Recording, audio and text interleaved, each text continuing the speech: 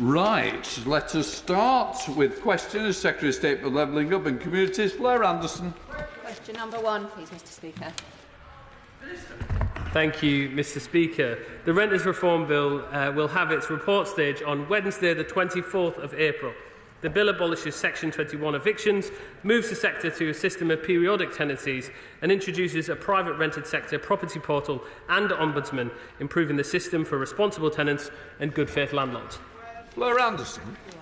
Thank you, Mr Speaker. Ministers first promised to end no-fault evictions 5 years ago. Since then, 85,000 households have been threatened with no-fault eviction, including a constant stream of residents in Putney. Does the Minister not agree that this was ample time to implement any necessary court improvements, and this delay has caused an immense amount of suffering for people in the private rented sector? Thank you, Mr Speaker. I absolutely agree with the Honourable Lady that we need to abolish Section 21 evictions as soon as possible. I would say when it comes to this bill, we published the white paper in 2022, we published the bill in 2023, and we're bringing forward report stage on Wednesday. SNP spokesperson Anum. Thank you, Mr Speaker. In 2019, the UK Government announced plans to outlaw no-fault eviction notices. However, just last week, the housing charity Shelter revealed that almost 1 million renters in England have been served no-fault eviction notices since this announcement. While the Government seemed to be unable to get the rental reform agenda past their Conservative backbenchers, the Scottish Parliament banned no-fault evictions back in 2017. Does the Minister agree with me that this is yet another example of the Scottish Parliament delivering for the people, whilst Westminster's dysfunction only lets them down? Thank you, Mr Speaker. As I've already said to the other Honourable Lady, we are abolishing Section 21 evictions. The bill will return to the House on Wednesday. Steve Double. Mr Speaker. Thank you, Mr Speaker. Cornwall is one of the most beautiful areas of the country, second only after Dorset. And of course it has the longest country coastline in England. As such, its council faces unique challenges in delivering services.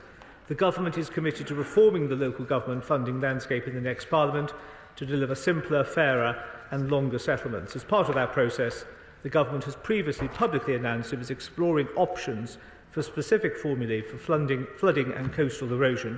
We will engage councils about these options as reform progresses.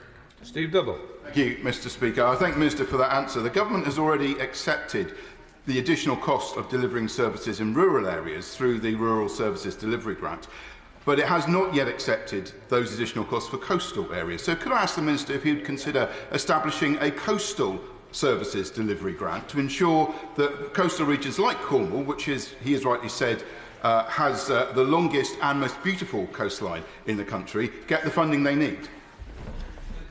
Second most beautiful, I remind my honourable friend.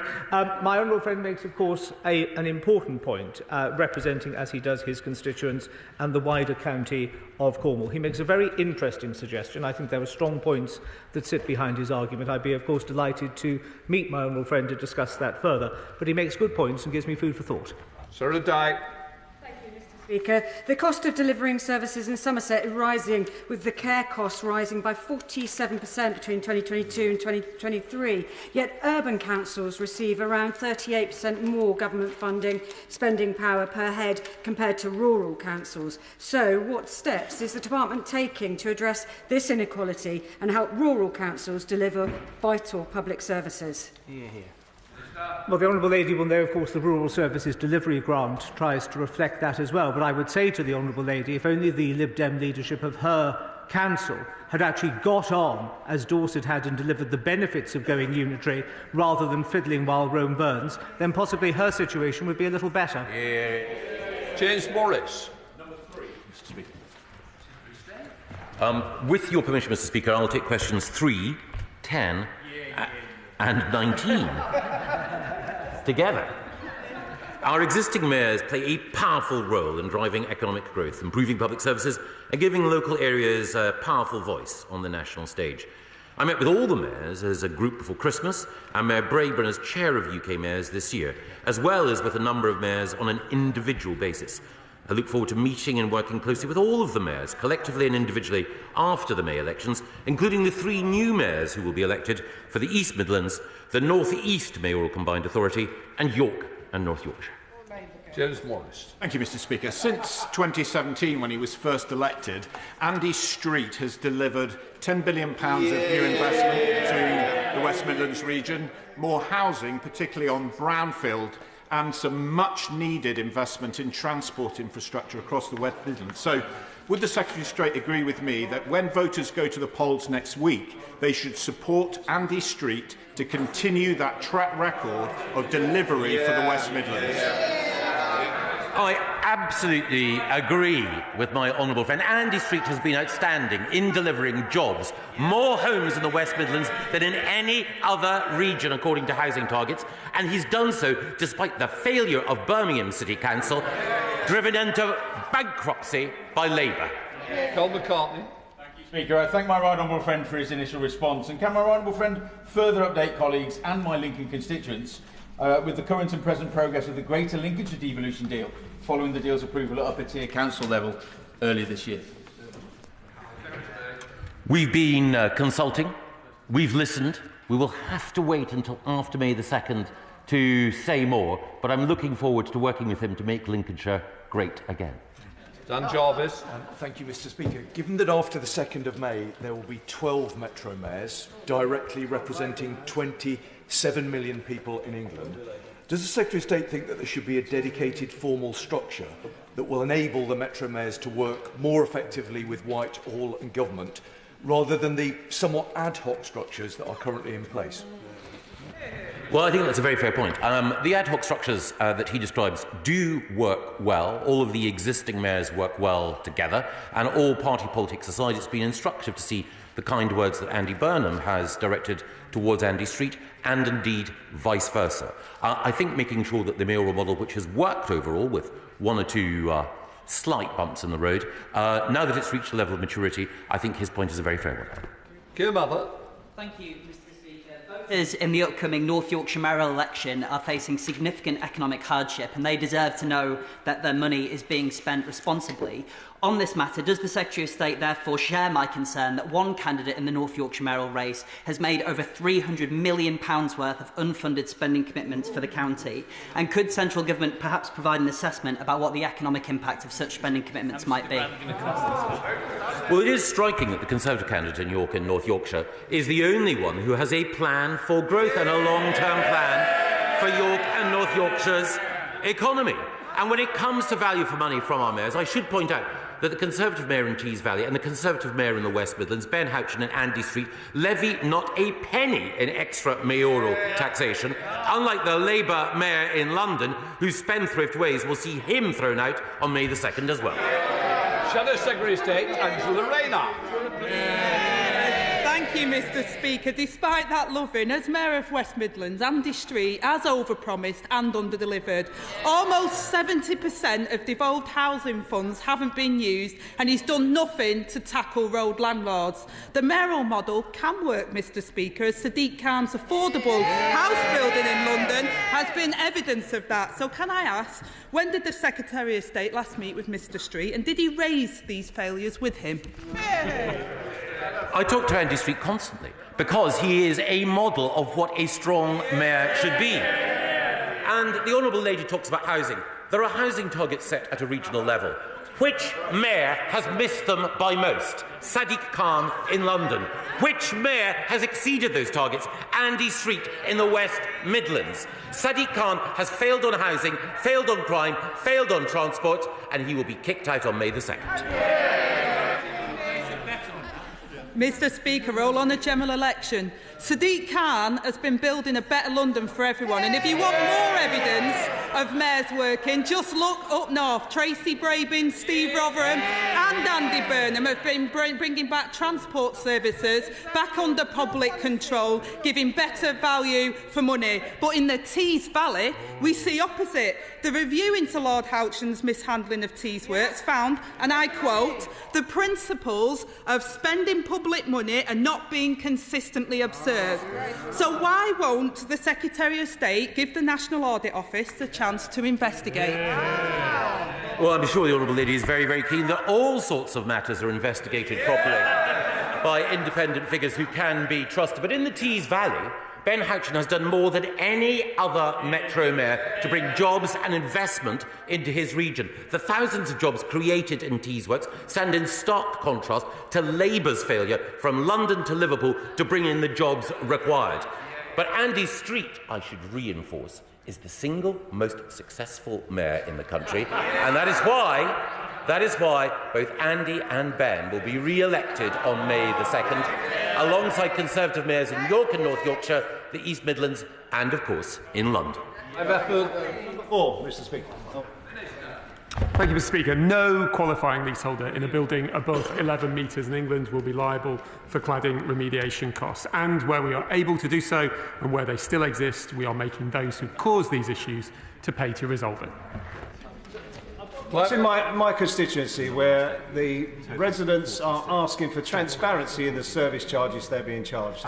They are fearful that they're being charged for surveys, for fire remuneration work, for things that are the responsibility of the developer and not the people who live in the flats, who are not the cause of these problems. So what is the government going to do for people like Master Gunner Place in my constituency or Grove Place, where people are asking questions and not getting the answers to why they're paying these excessive charges? In one case, 107% increase this year in their service charge. Now, the government's making all the right noises, but I don't see much result at the sharp end for my constituents.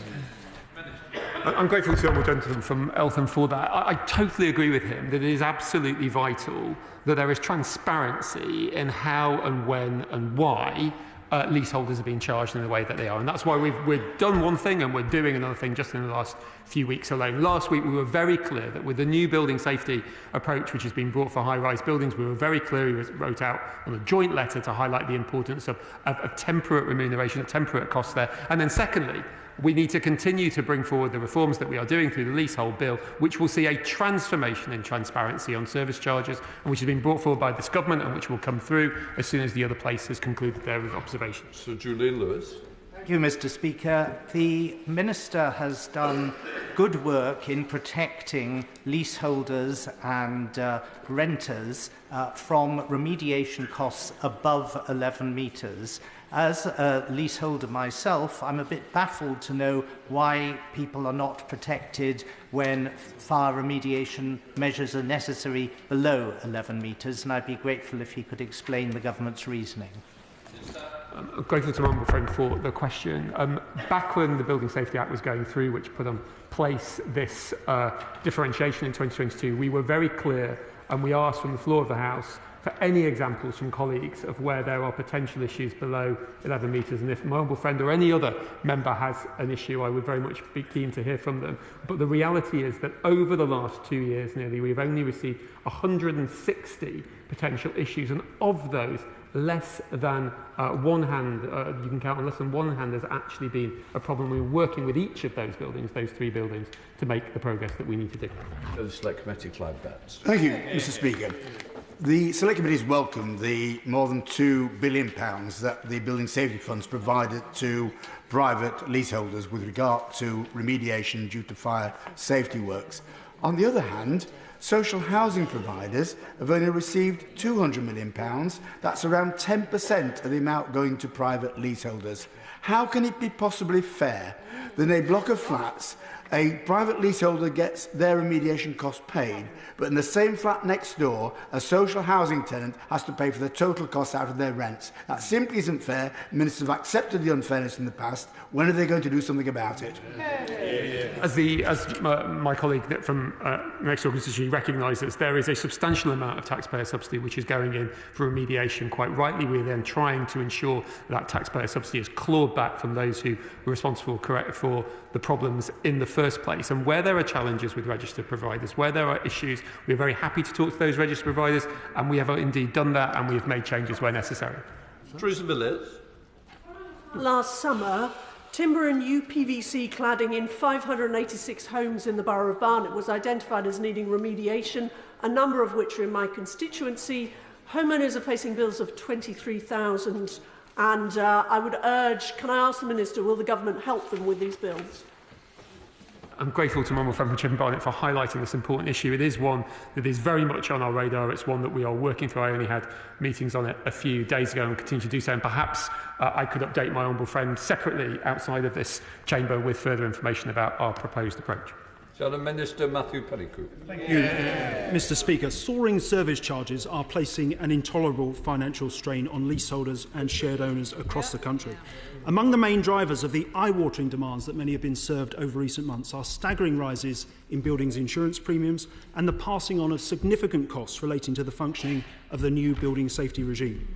With many leaseholders being pushed to the very limits of what they can afford, does the Government now accept that the service charge transparency provisions in the Leasehold and Freehold Reform Bill and pleading with freeholders to take a temperate approach are not enough, and that ministers should urgently explore what further measures could be included to better protect leaseholders from unreasonable charges and give them greater control over their buildings? Well, the honourable gentleman is aware that the substantial reform package that is coming forward sets out very clearly and very transparently the changes that are being brought in and what people are expected to pay. It could not be more clearer when the legislation comes in. It's one of the reasons why I want to get the legislation through as quickly as possible. But where there are issues, we are absolutely very keen to make sure that we look at those and make sure where we can we take action on them. But the leasehold bill is absolutely designed to improve transparency and reduce problems, and when it gets through this place and the other, I'm sure it will do that. Dr. Luke Evans. Number 5. Thank you, Mr. Speaker. At the end of March 2024, 110 local planning authorities, which is a third of the total, have adopted a local plan in the last 5 years, whilst 219 have plans that are over 5 years old. Of those, over half are making progress towards updating those plans. The Government has been clear that authorities should continue getting up-to-date plans in place, as this is the best way to deliver development in the interests of local communities.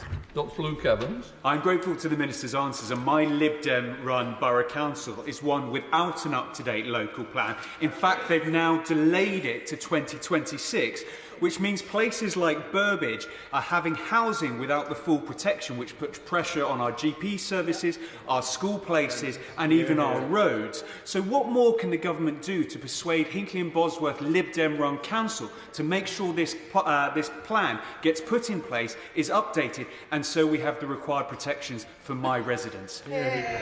My honourable friend has raised this before in this chamber, and it's a great example of why it's so important that Bosworth has the Conservative MP that it does, to highlight the challenges, to highlight the failures of the Lib Dem Council. And ultimately, the Government will not hesitate to take action against councils which are not fulfilling their obligations, as my honourable friend from Surrey Heath has done so over the past few months, and we will continue to do that. We expect local councils to do their job, to put their plans in place, and when Liberal Democrat councils fail to do that, we will call them out. Rachel Maskell. Thank you, Mr. Speaker. York has one of the worst housing crises across the country, and yet we have not had a local plan for 68 years to restrain developers. So why has it taken this Tory government more than 14 years to deliver a local plan for York? Well, I'm relatively clear that the Labour Party have been in charge of York for quite a substantial proportion of the last 14 years. So I would say to the Honourable Lady from York Central that if she wants an answer as to why there isn't a local plan, she should look to her own party. To help local authorities finalise their local plans, my honourable friend and his right honourable colleagues have put in place significant changes to the planning rules, leading to Wiltshire cutting their house building by 9,000, North Somerset reducing their house building plans by 29%, Three Rivers and others are doing likewise, to make sure that local plans better reflect their communities. Does my honourable friend expect all local authorities to consider whether the new rules apply in their community? I'm grateful to my honourable friend Basin saying it's absolutely vital that local councils follow what is in the National Planning Policy Framework. We absolutely know that where local plans are in place, they build more houses, but vitally, they build more houses in the right places so that local communities have the confidence that because we need to build more houses, they are being built where they are needed for local communities. Tim Farrell. Speaker, the problem with the government's developer-led approach to planning is that it means that we see houses built for demand, but not for local need. And in a community like the Lake District, you will sell anything that you could build, but will it meet the need of local communities? Often not. So will he ensure that local authorities and national parks putting together local plans are allowed to designate land specifically and exclusively for genuinely affordable housing, so they can say no to the houses we don't need and yes to the ones that we do? Yeah. As the Right Honourable Gentleman knows, there is a substantial amount of flexibility within the planning system. One of the frustrations of the planning system is there is a substantial amount of flexibility in it in order to make sure that local councils do the right thing. And where local councils do the right thing, they should be celebrated. And where they don't, we should criticise them and hope that they're thrown out. But if the Honourable Gentleman is arguing against developer-led planning on the basis that capitalism, as it's otherwise known, that is a very, very interesting place for liberalism in this country to go. What's James Davis? Thank you, Mr. Speaker. With your permission, I will take questions 6 and 12 together. Community ownership can boost local connections, pride of place and bolster resilience. So far, we've awarded around £103 million to 333 projects across the UK. We are currently working with an external evaluation partner on an evaluation of the fund. We are already seeing some great examples of COF projects making a real difference to their communities, such as Grow the Glens in Northern Ireland and the East Boulder Community Stones in the southeast of England. James Davis. Thank you, Mr. Speaker. There have already been 3 very worthy beneficiaries of the Community Ownership Fund in my constituency, including Llandurnog Shop, the Salisbury Arms in Tremerkin, which the Minister has visited, and now Rill Football Club, which hopes to secure the future of its grounds, Bellevue. Now, his department has been very helpful throughout, but my question would be what greater advice and guidance can be provided for applicants in future rounds?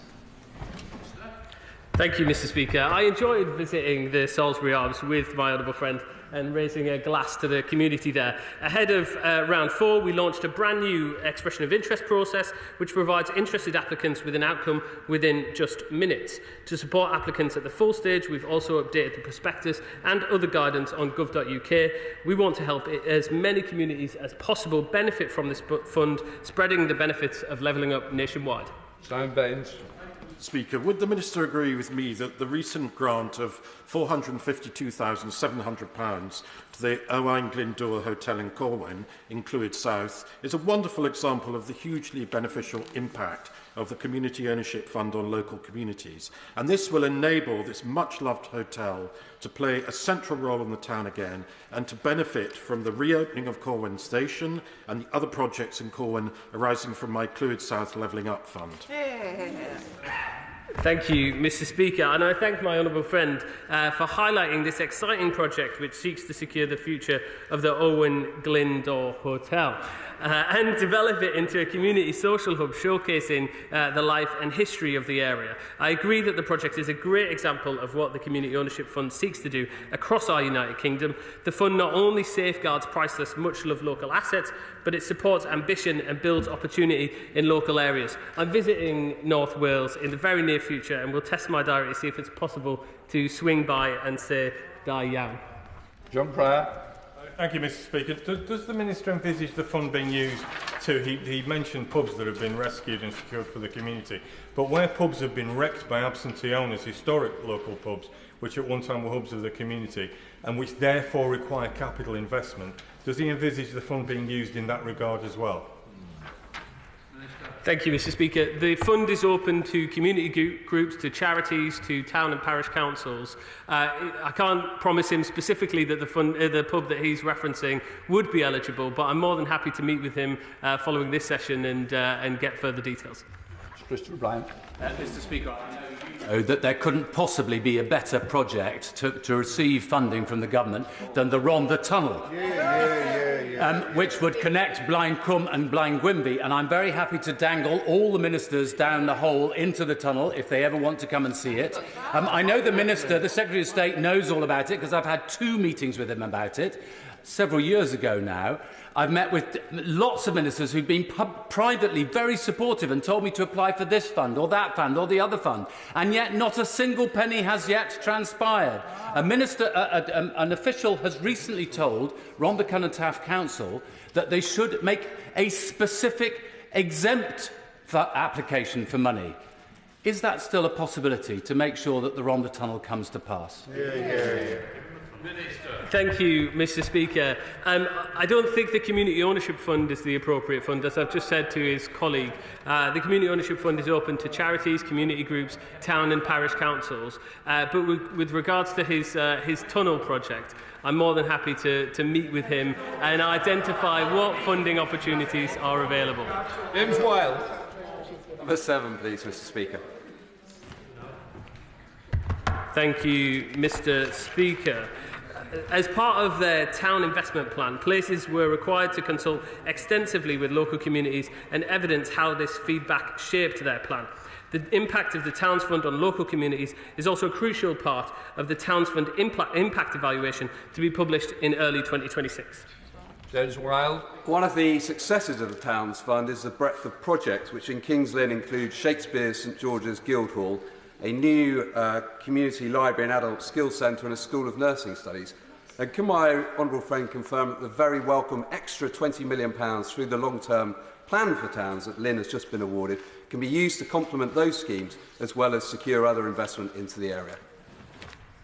Thank you, Mr. Speaker, and I thank him for his commitment to levelling up in Kings Lynn and across Norfolk. Our long-term plan for towns puts power back into the hands of local people.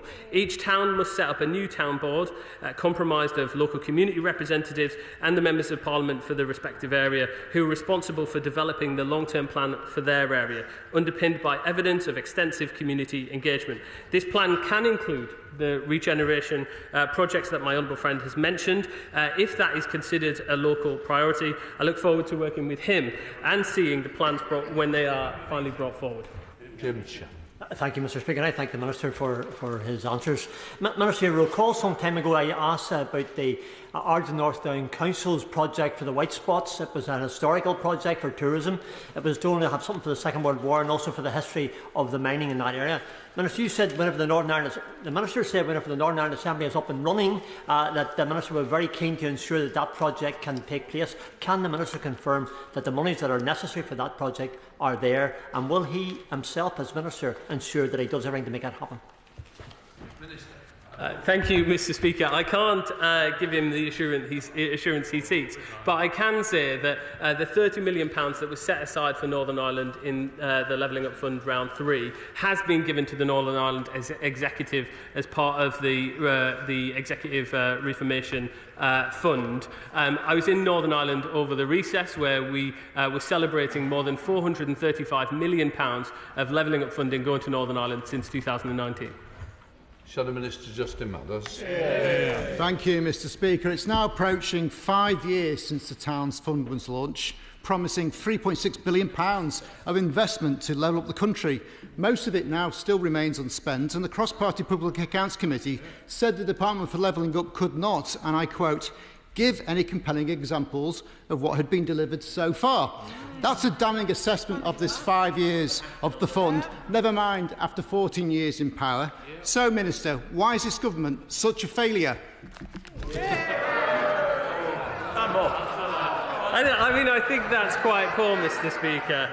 In his own constituency, he has benefited from £11.1 million UK shared prosperity funding. He's benefited from £13.4 million in the Levelling Up Fund. If he looks next to him, the honourable gentleman from Oldham has benefited from the Towns Fund specifically with £24.4 million for Oldham. And Oldham is also a recipient of the Future High Streets Fund, £10.8 million he's benefiting from the Future High Streets Fund. We're levelling up right across the country, including in his constituency. Helen Morgan. Right, please, Mr. Speaker. Thank you, Mr. Speaker. In answer to the Honourable Lady's question, we make continuous assessment with regards to the adequacy of funding. This financial year, we've made £64.7 billion available to local government in England, an above-inflation increase for local authorities, as their real-term increase in core spending power is now up to £4.5 billion, or 7.5% in cash terms. That, of course, as she knows, includes the additional measures for local authorities worth £600 million that we announced on the 24th of January, having listened to the views of local government, her views when she engaged in the consultation, and, of course, the views of honourable and right honourable friends across Shropshire. Helen Morgan. Thank you very much, Mr Speaker. Well, I thank the Minister for his answer, but in Shropshire, we saw the Council make £50 million of cuts this year. We're being told £60 million next year to avoid a Section 114 notice, and local residents are particularly concerned about the closure, potentially, of recycling centres and the likely increase in fly tipping that we'd see across our beautiful countryside. Would the Minister agree that rural councils are in danger of delivering nothing more than statutory services if things continue? And would he consider adjusting the way that funding is allocated so that rural councils are given an amount which reflects the cost of delivering the services in their area? Well, she's right to point to the need to review the formula. That's a commitment for the next Parliament. She will probably be aware, I hope she is, of the £8.9 million extra that Shropshire Council received this year in Rural Services Delivery Grant in order to deliver those sorts of services which the Honourable Lady refers to. Do I think that they have to reduce to statutory services alone? The answer to that is no. All of my engagement with the sector points to me that there is a vibrancy and commitment to innovate, shape place and improve the lives of people up and down the country, and that includes in Shropshire. Dame Andrew Jenkins.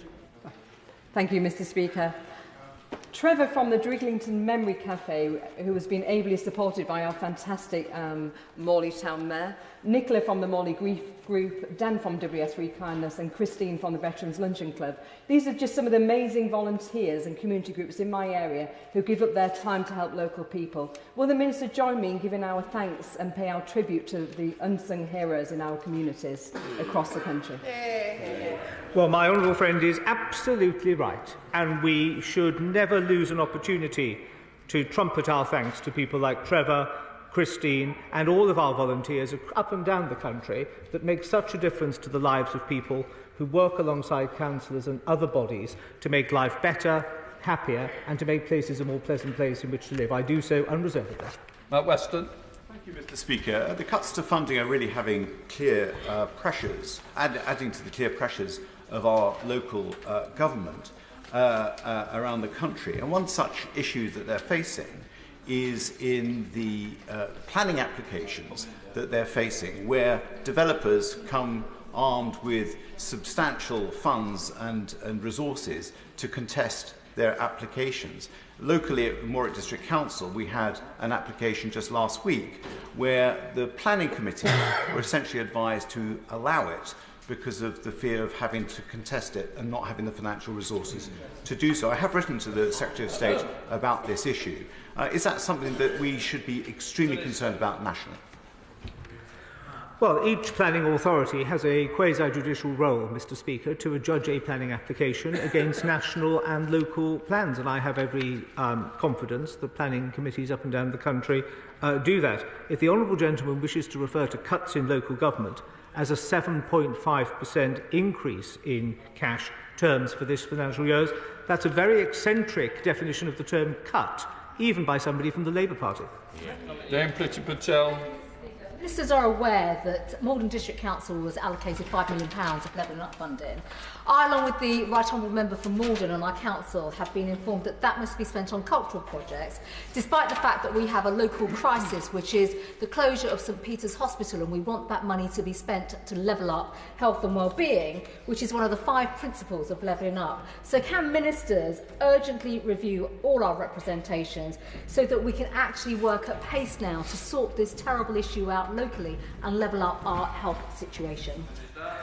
Mr Speaker, my right honourable friend makes a powerful point, and I know from a previous life and at a previous time St Peter's Hospital pretty well. My honourable friend, the member for Redcar, has just signalled to me that he's aware of the issue to which my right honourable friend refers, has sympathy with it, and will be happy to meet with her in pretty quick time in order to discuss further details. Shadow Minister Jim McMahon. Thank you, Mr Speaker. Working people are paying the price of the cost of living crisis. But isn't it the truth that the Liz Truss mini-budget didn't occur in a vacuum? There is a pattern of the Tories shifting the tax burden onto hard-pressed households.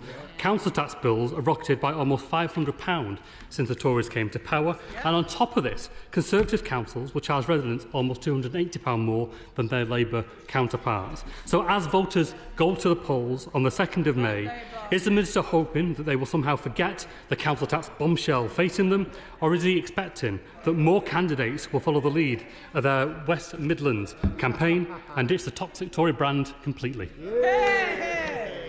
Well, the honourable gentleman wins first prize for the brass neck of the afternoon competition.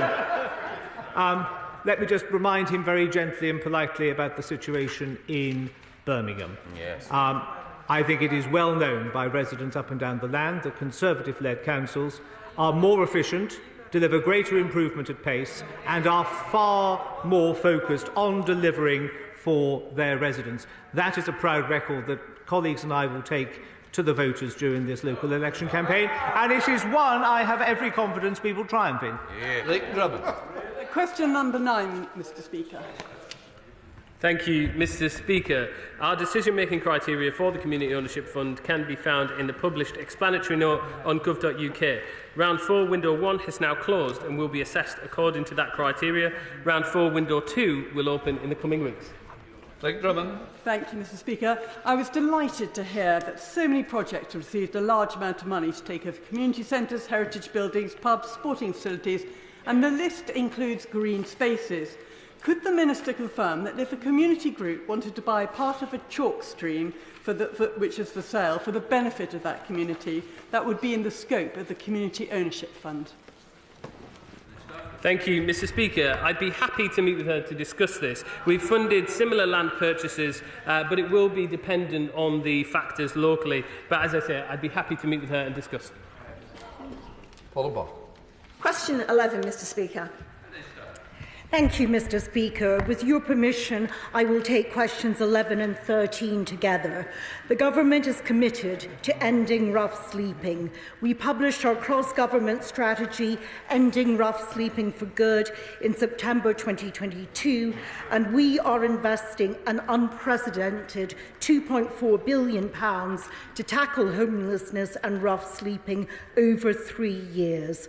Rough sleeping levels are 18% lower in 2023 compared to the peak in 2017 and 9% below pre-pandemic levels. Thank you, Mr. Speaker. This government and this department has presided over a litany of failures. The party opposite has pledged to end rough sleeping by the end of this Parliament. And I have to disagree with the Honourable Lady because rough sleeping numbers are yet again on the up. And instead of fulfilling their manifesto commitment, the government has prioritised criminalising the homeless rather than ending it. And even many on their own backbenches cannot support this. So when will this department's leadership grow a backbone and tell their colleagues in the Home Office shelve the pernicious plans that exist within the Criminal Justice Bill? This government is absolutely committed to ending rough sleeping. That's why we're investing £2.4 billion.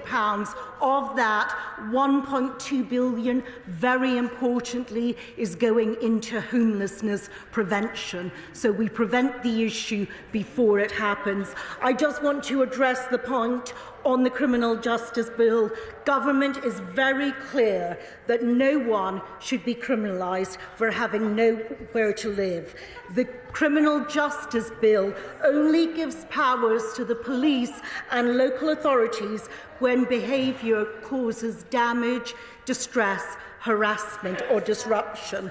Guidance will be issued which makes it clear that outreach and support should be prioritised. Yes. Mr. Speaker, I welcome that the Government is investing £2.4 billion on tackling homelessness and rough sleeping. And notwithstanding what my honourable friend just said, does my honourable friend agree with me that we need to help people off the streets, not risk criminalising them, as is regrettably proposed in part of the Criminal Justice Bill?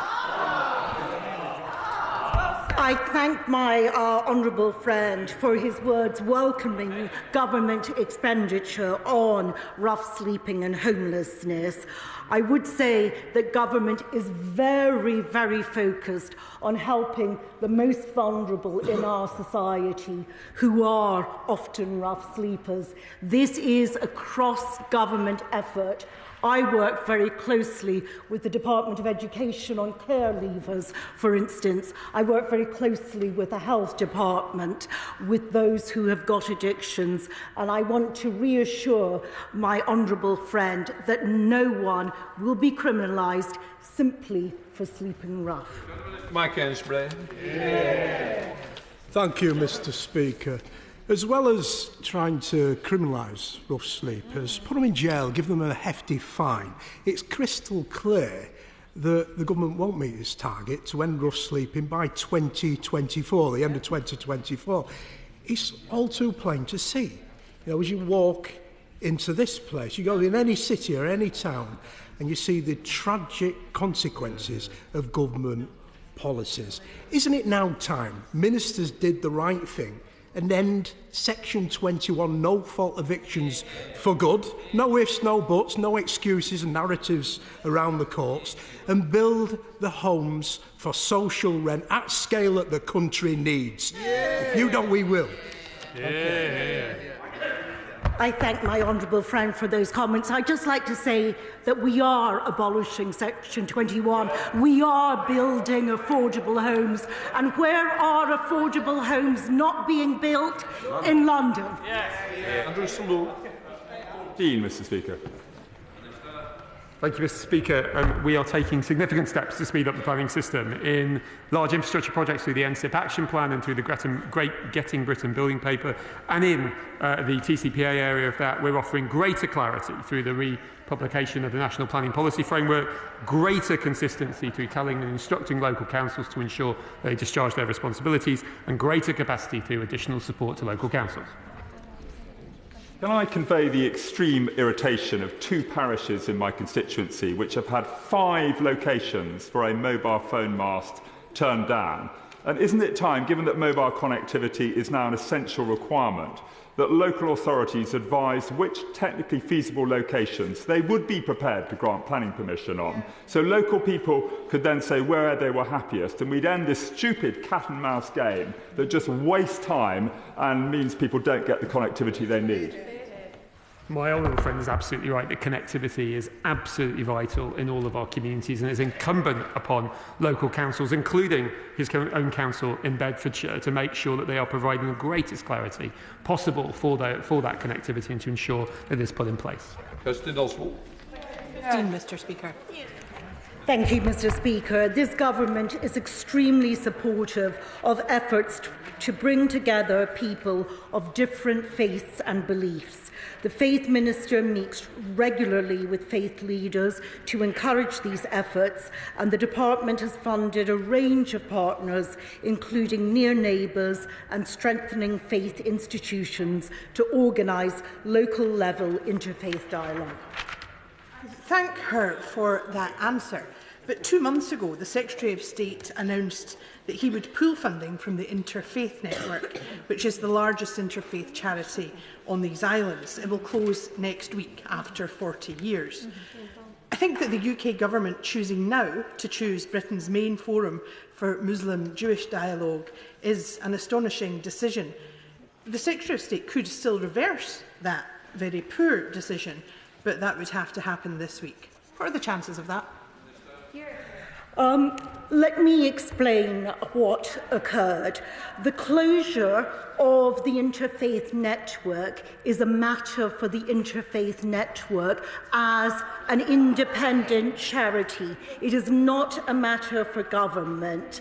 We have always made it very clear to all charities which receive government funding that they need to have sustainable sources of other funding.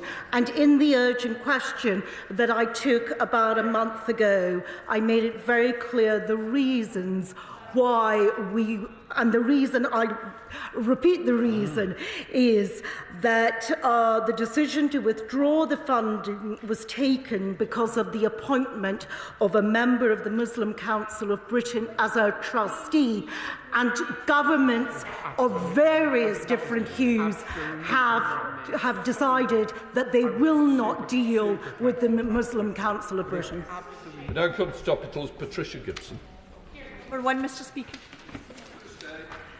Mr. Speaker, Shift is an inspirational charity run by a visionary social entrepreneur, Sophie Humphreys. It works in order to ensure that young people at risk of engaging with the criminal justice system are diverted to better outcomes. On Thursday of this week, 2 new Shift interventions will open in Middlesbrough and in Redcar in Cleveland with the support of £3.9 million from my department. Proof that when it comes to intervening early to give young people a better life, it's the Conservative government and a Conservative mayor in Tees Valley that are delivering for the most vulnerable. Patricia Gibson. The Levelling Up funds awarded to my constituency 3 years ago for the upgrade of the B714 is not still delivered. However, when raising concerns that this funding is insufficient, the funding is insufficient for this upgrade given inflationary pressures, the Secretary of State for Levelling Up told me to raise this with the Department of Transport, which in turn referred me back to the Secretary of State for Levelling Up. Can I have an explanation from the Secretary of State as to how approved projects can proceed as envisaged, even if funding is delivered, if inflation is not factored into this funding? Hear, hear. Well, I'm very grateful to the Honourable Lady for making that point, and I can offer her now a meeting with me and, of course, with the member of the Scottish Parliament for North Ayrshire and North Ayrshire Council in order to make sure we can deliver this project, because I know that she is absolutely committed to making sure that the Levelling Up Fund, UK government money, is spent effectively in her constituency, proof that we work better together. Virginia Crosby. Mr Speaker, Anismore is looking forward to hosting the 4th Ireland Forum on the 7th and 8th of May. It's an opportunity to showcase our heritage, our culture and our language. It's also an opportunity for the Minister to see firsthand the £17 million from the UK Levelling Up Fund is transferring Holyhead. Would the Minister accept my invitation to visit St Cubby's Church, the Ekeldra Centre and the Newry shelters to see how the UK Government is creating jobs and a brighter future for Holyhead? And would he sign up to my Aldi to Amloch campaign? Deal. I can only say that I'm looking forward more than I can say to visiting Inosmon. It is a fantastic example of a brilliant Conservative MP securing funding for Wales, for the Welsh language, for Welsh jobs and for Welsh investment. And may I say, Anglesey has never flourished in the way that it's flourishing with her as its MP. SNP spokesperson Anum Qaisar. Mr Speaker, the Tories continually prioritise their banker mates over the rest of the country. We know that, and an example of this was in the spring budget, where the Chancellor announced levelling up funding for Canary Wharf, an area home to some of the world's biggest banks, which will receive more than £16,000 per head in funding commitments compared to Scotland. With the Leader of the Opposition and his Labour Party backing Tory tax and spending plans and U-turning and capping bankers' bonuses, does the Minister agree with me that the Labour Party offer no real alternative for the people of Scotland? Can I just remind everyone, we are on topicals, Secretary of State. Well, I think SNP press releases have suffered recently as a result of the travails that the Chief Executive of that party has been suffering. But as SNP press releases go, that has to be one of the weakest I've ever heard in this House. The Scottish Government at the moment are closing Visit Centre Scotland. They can't deliver ferries. Scotland is plunging down education league tables. And when it comes to delivering services in Scotland, theatres, community centres and councils are coming to us for cash. The Scottish Government is a disaster. And all she can do is repeat the failed talking points 20... Secretary of State, that's completely outrageous after I've just said we are on topicals. Please don't take advantage of your own members. It's not fair to them and it's not fair to the rest of the Chamber. Slade Saxby. Mr Speaker, what steps has my right honourable friend taken to attract long-term landlords back to small coastal towns? My honourable friend has been a long-standing campaigner for the need to ensure that there is balance within coastal communities, and I know both my honourable friend and colleagues from the South West and elsewhere are very keen to see some of the reforms which the Government are bringing forward on short-term lets and changes to the planning system. John Speller. Thank you, Mr Speaker. In the 2019 Conservative Manifesto, they made this commitment. We will continue with our reforms to leasehold, including implementing our ban on the sale of new leasehold homes, restricting ground rents to a peppercorn and providing necessary mechanisms of redress for tenants. This still hasn't happened. So either they didn't believe it then, or they hadn't thought it through, or the Minister's been nobbled by the Prime Minister. Which one is it?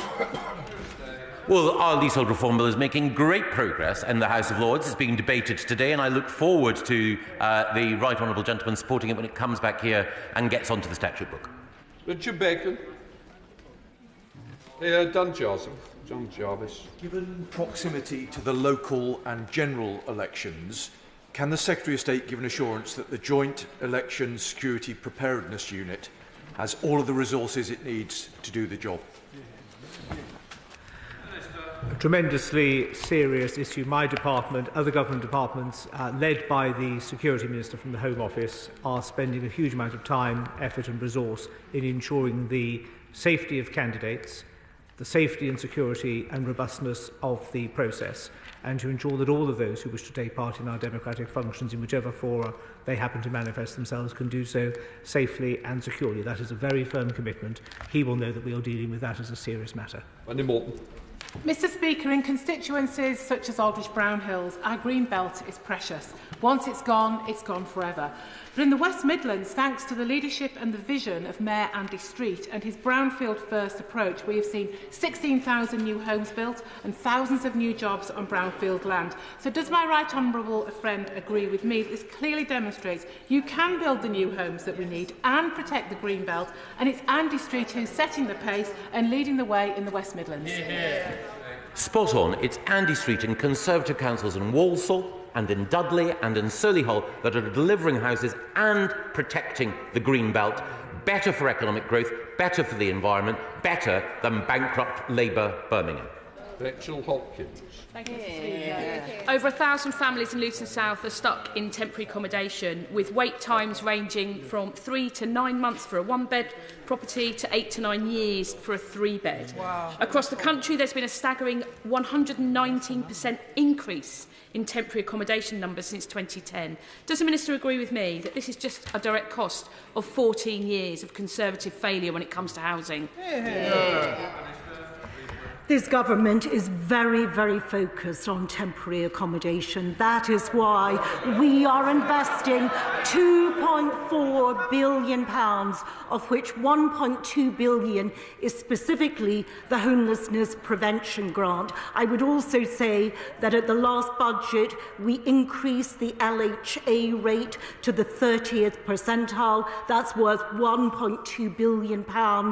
And we also have increased the local authority housing fund. Thank you, Mr. Speaker. Please can my right honourable friends set out what the government is doing to ensure that more young people can live in their own home as early as possible in their adult lives, and specifically if greater consideration can be given to mechanisms that result in only one affordable payment to be made a month rather than one mortgage payment and one rental payment. Well, my honourable friend makes a very important point, and we do need to look to reform both the mortgage market and our planning system, and we'll be bringing forward further steps on both in coming weeks. Tim Farron. Mr. Speaker, in communities such as Kendal, Appleby, Aliceway and Milnthorpe, we've seen developers use viability assessment to renege on building desperately needed, genuinely affordable homes. So will the government give planning authorities the power to declare null and void any planning permission where the developer cannot or will not deliver the affordable homes that they had promised? I know how important it is to deliver affordable homes in the Lake District, in the Right Honourable Gentleman's constituency. We will take a close look at the specific examples that he cites in order to make sure that we're not killing the geese that lay the golden eggs. Qaisar. Thank you, Mr. Speaker. Tourism is vital to Bournemouth's economy, and half of our visitors come by car. But a few, however, choose to park on double yellow lines for the day, as the parking penalty is only £35, unlike here in London, where it's £65, increasing to £130 if not paid promptly. Would the Secretary of State agree it would immensely help Bournemouth and indeed ensure emergency vehicle access was not blocked if Bournemouth was allowed to operate the same penalties as we have here in London? My right honourable friend is right. Antisocial parking is a blight outside London, and we do need to review extending the powers that are currently exercised in London to other parts of the country. Brenda Sharma. Thank you, Mr. Speaker. Time and time again, leaseholder owners come to me with unfair bills for service charges. They are inflated or even for undelivered services. When I get involved, they are often dropped by a third instantly. What will this government do to make sure developers are not trying to rip off homeowners and instead get bills right at first time? Fair point. Frank Dobson said he was going to reform the leasehold system in 1995. We're doing it now, and it's the Leasehold and Freehold Reform Bill, which my honourable friend, the member for North East Derbyshire, is piloting through, that will bring relief to leaseholders. Jason McCartney. Mr Speaker, a raft of Labour councillors in Kirklees have resigned from their party, with one of them describing their leadership as a toxic swamp. So it'll come as no surprise to my right honourable friend that the local Conservative campaign to split Kirklees and get better leadership and accountability is really gathering momentum. Does he agree with me? It needs to be locally driven, and the best way to achieve that is to vote for more Conservative councillors on the 2nd of May. No, it's just not fair. Please, tell me which ones you don't want and it'll make my job easier. Secretary of State. Well, my honourable friend is absolutely right. We need change in Kirklees, and the best way in which people can demonstrate their desire for change and the reconfiguration of Kirklees is by voting Conservative on May the 2nd. Alex Sobel. Today's Earth Day. The government introduced a zero-carbon home standard and then scrapped it. The Code for Sustainable Homes and then scrapped it. We now have the Future Home Standard, which I support, but local authorities such as Leeds want to go above in planning policy to higher standards. Why will the Secretary of State not allow Leeds to build even better zero-carbon homes? Well, we have a good relationship with Leeds Council and indeed its leader and chief executive, so let me investigate. Thanks, Gibson. Speaker, Ben Houchen has done a remarkable job saving our airport, overseeing the redevelopment of Teesworks and securing new jobs. Does my right honourable friend agree with me that with Ben's record of delivery and promise of more, voters should back Ben on the 2nd of May? I mean, the Speaker says that is an easy one, and it is an easy one. You are right, Mr Speaker. Everyone should back Ben Houchen. I'm going to be actually help. It's an easy one for you to answer. Now, let's move on. Who are we going to now? Deirdre Brooke. Mr Speaker, thank you. Can I thank the Minister for Local Government for his reply to my letter of the 21st of March. He said a short paper on the topic of the Union was prepared by officials and presented to the UK Government in July 2020. A media report at the time, though, suggests that an employee of Hanbury Strategy had provided data and helped prepare that paper for the Cabinet.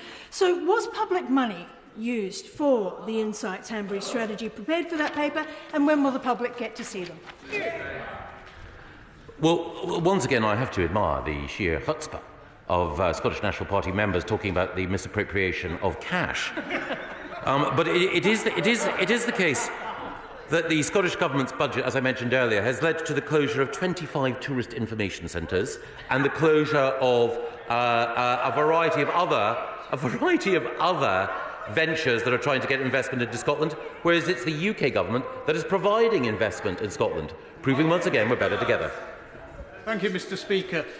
Constituents in my Cleethorpes constituency are growing increasingly concerned about the number of planning applications that are being approved, particularly in rural areas, when quite evidently the infrastructure and public services cannot cope with the demand. What plans do ministers have to ensure local residents can have more say in the future? The new National Planning Policy Framework, as enacted by this team, will ensure that local voices determine the shape of local communities. Stephen Kiddo. Thank you. My constituents who live on the Abbotsmoor estate in Port Talbot are locked into paying unjustified and extortionate ground rent fees and charges with poor maintenance. So will the Secretary of State commit to strengthening the Leasehold and Reform Bill by ensuring all leaseholders have the right to vary their lease, set ground rent to a peppercorn, ensure premiums as cheap as possible, regulate managing agents and abolish forfeiture? Well, I always listen with respect to arguments made by Kinnock, and on this case I think he's broadly in the right territory. Thanks, Smith. Speaker, what steps are being taken to ensure planning authorities and, more importantly, the planning inspectorate are utilising the powers in the new NPPF to protect land used in food production? Well, the NPPF could not be clearer about that, and the new Chief Executive of the Planning Inspectorate is very aware of how important it is to make sure that there is public confidence in the NPPF. Thank you, Mr Speaker. My constituency has some of the highest levels of health inequalities in the country, which has been further increased by the cost of living crisis and the continual cuts we are getting to council budgets. Can I ask the Minister, if they are serious about levelling up, why was Bradford East's bid into reducing health inequalities knocked back? I would say that the Labour leadership in Bradford Council must look to its performance, and I think there is a distinction to be drawn between the Labour leadership in Leeds and the Labour leadership in Bradford, and I think Bradford could learn a lot from what Leeds have done. This is not a party political point, it is a point about failure specifically in Bradford. Final question, Tom Hunt. My constituents got significant concerns about crime and antisocial behaviour in the town centre. Public space protection orders can play an important role, but the local Labour Council refuse to use the powers they have. We have groups of men drinking alcohol in the middle of the town centre, and they do nothing. Does the Secretary of State agree that, yet again, Ipswich Labour should step up? It's sad but not surprising that Labour and Ipswich have failed again. That's why it's so important that people vote Conservative at the Police and Crime Commissioner elections on May the 2nd. There are few more effective scourges of crime than the Conservative Police and Crime Commissioner, Tim Passmore, and my honourable friend who does such a brilliant job in Ipswich. That completes questions. The front bench clear.